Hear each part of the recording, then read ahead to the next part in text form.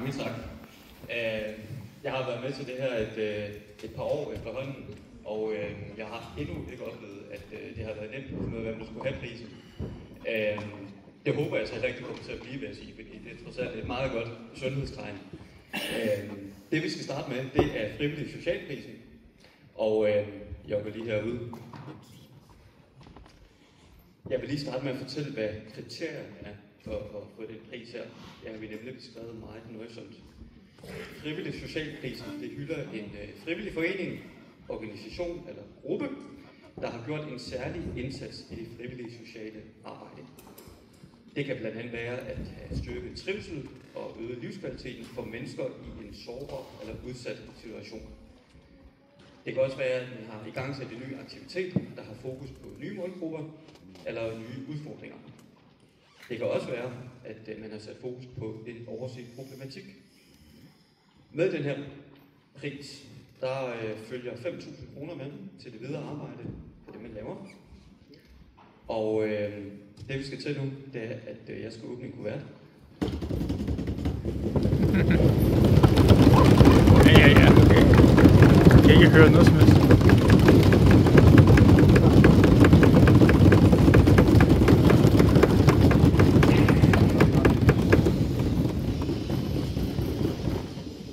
Det er spændende meget. Vinderen af frivillig socialprisen, det er Madtutten.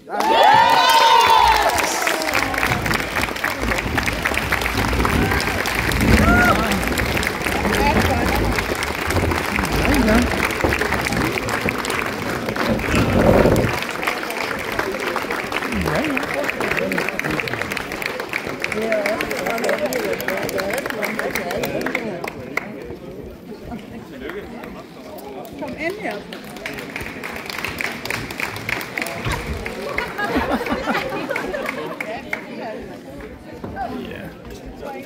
Er der en, der vil have den her også?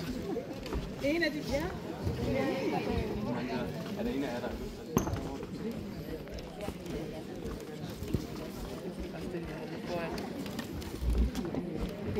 Tusind tak for denne. Kan alle høre mig? Ja. Ja. Tusind tak. Den her pris, ja, det er dejligt med 5.000 kroner, men det, at vi er blevet modtaget i Svendborg, så stort som vi er, og så går op i dag, det er lige til at få tår i øjnene af. Og spændingen, den har været stor. Det her, det er overvældende. Første gang, vi prøver at deltage, og vi har jo ikke været i gang i lang tid, men vi håber, vi fortsætter i rigtig mange år, så vi også kommer og konkurrere med jer til næste år. Men tusind tak. Tak, der har været med.